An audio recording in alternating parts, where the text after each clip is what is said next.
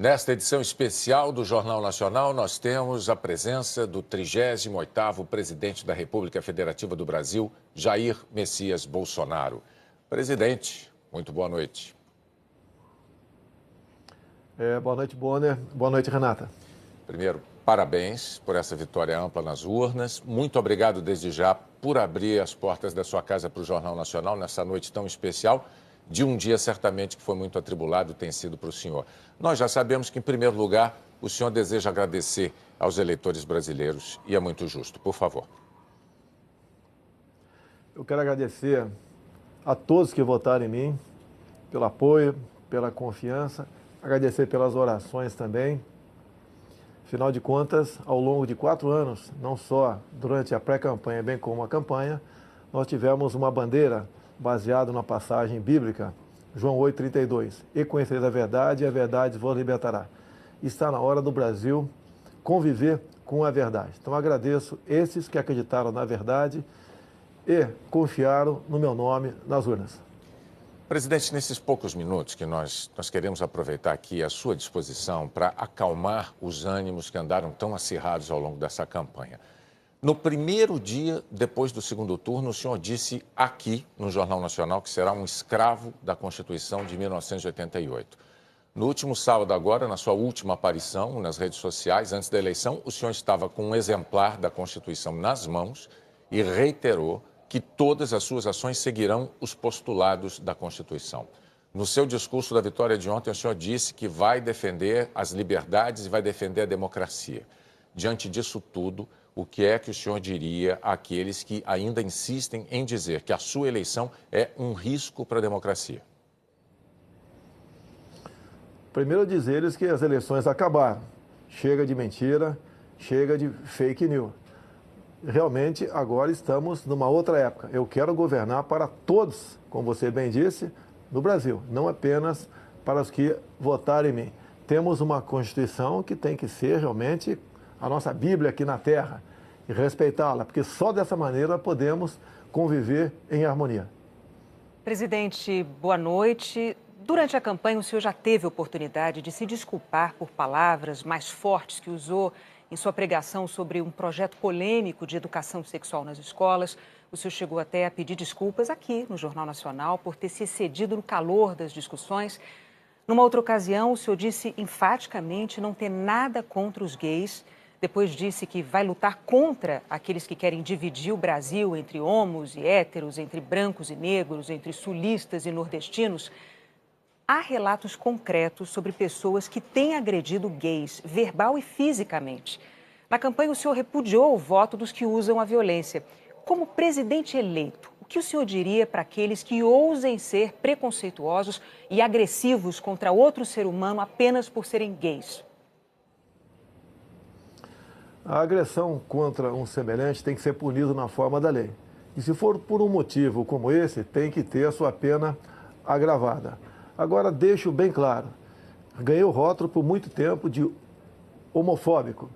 Na verdade, eu fui contra a um kit feito pelo então ministro da Educação, Haddad, em 2009 para 2010, onde chegaria nas escolas um conjunto de livros, cartazes e filmes, onde passariam crianças se acariciando e meninos se beijando. Não poderia concordar com isso. E a forma como eu ataquei essa questão é que foi um tanto quanto agressiva, porque eu achava até que aquele momento merecia isso. Bem, tivemos em parte sucesso, porque no ano seguinte a própria presidente Dilma Rousseff, depois de ouvir as bancadas evangélica e católica, resolveu recolher esse material, mas o rótulo ficou em cima de mim. E deixo bem claro que isso tudo aconteceu por ocasião, acredite, do 9º Seminário LGBT Infantil na Comissão de Direitos Humanos da Câmara, onde presente estava o então secretário de alfabetização do MEC, André Lázaro. E os senhores podem pegar as imagens no YouTube, onde ele dizia claramente que passou 3 meses discutindo até onde a língua de uma menina entraria na boca de outra menina para fazer o filme Beijo Lésbico para combater a homofobia. Então eu acredito que essa agressão contra a família e contra a inocência das crianças em sala de aula é que resultou na minha forma um tanto quanto violenta, concordo, para tentar demover o Ministério dessas cartilhas, desses filmes e desses cartazes. Presidente, o senhor sempre se declara enfaticamente, aliás, um defensor da liberdade de imprensa. Mas em alguns momentos da campanha o senhor chegou a desejar que um jornal deixasse de existir. É indiscutível que a imprensa não é imune a erros e nem a críticas. E isso vale para qualquer órgão da imprensa profissional. Mas também é fato que a imprensa livre é um pilar da democracia. Como presidente eleito, o senhor vai continuar defendendo a liberdade da imprensa e a liberdade do cidadão de escolher o que ele quiser ler, o que ele quiser ver e ouvir? Totalmente favorável à liberdade de imprensa. Temos a questão da propaganda oficial do governo, que é uma outra coisa. Mas aproveito o momento para que nós realmente venhamos fazer justiça aqui no Brasil.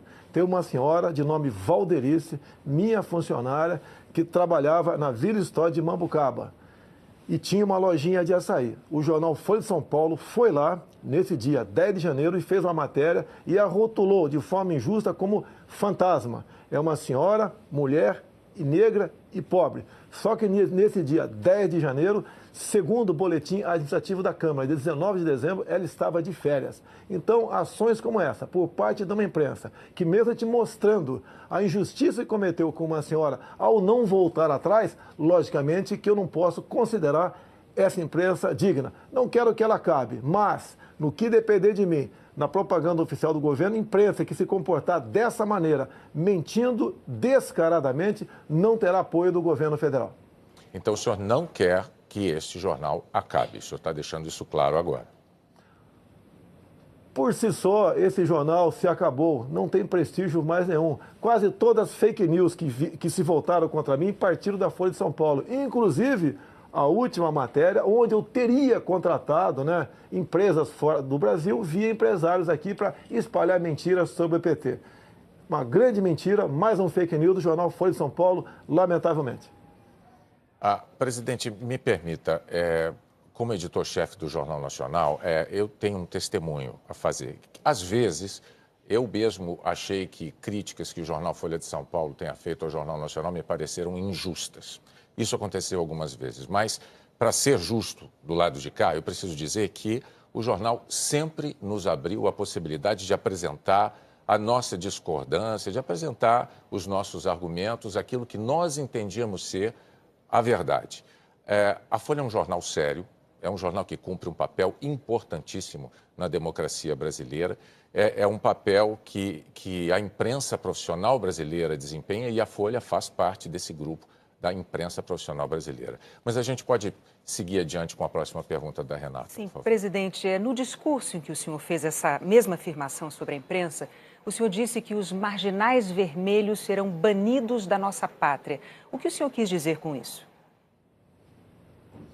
Foi um discurso inflamado, com a Avenida Paulista cheia, e, logicamente, eu estava me referindo à cúpula do PT e cúpula também do PSOL. O próprio Boulos havia momentos antes dito que invadiria a minha casa aqui na Barra da Tijuca por ela não ser produtiva.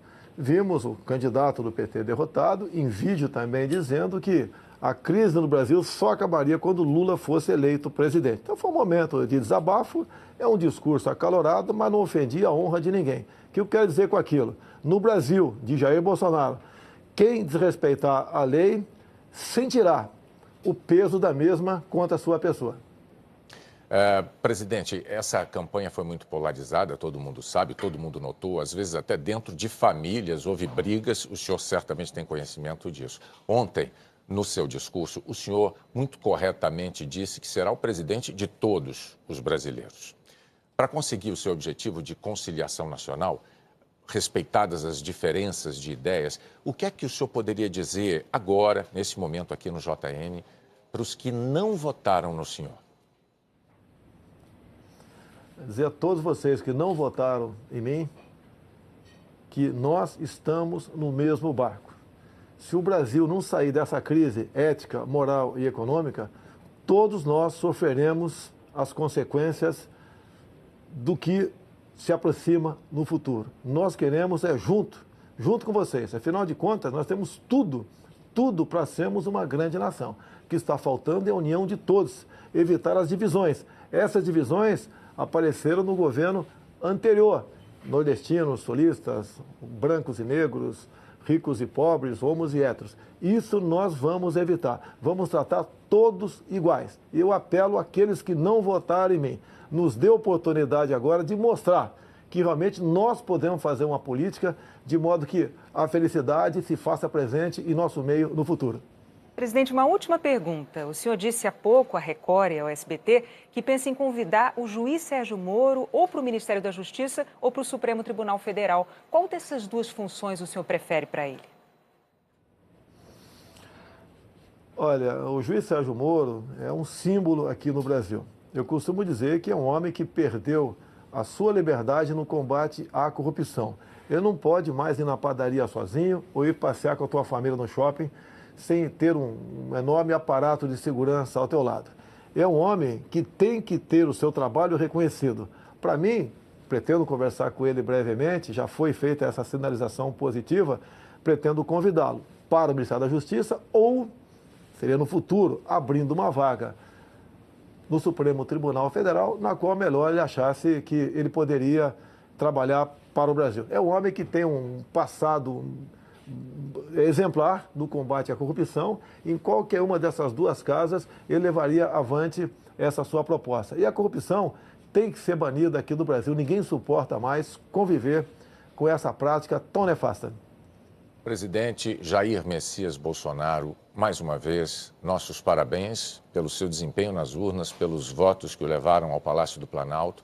Muito obrigado por dedicar esse tempo aos eleitores brasileiros, usando o Jornal Nacional para isso. E nós agradecemos, não apenas em nome do JN, mas em nome de todos os eleitores. E em nome de todos os eleitores, pode acreditar, desejamos ao senhor um excelente governo. O Brasil precisa disso. Parabéns mais uma vez e boa noite. Bom dia, Renata. Boa noite. Muito obrigado pela oportunidade. Boa noite.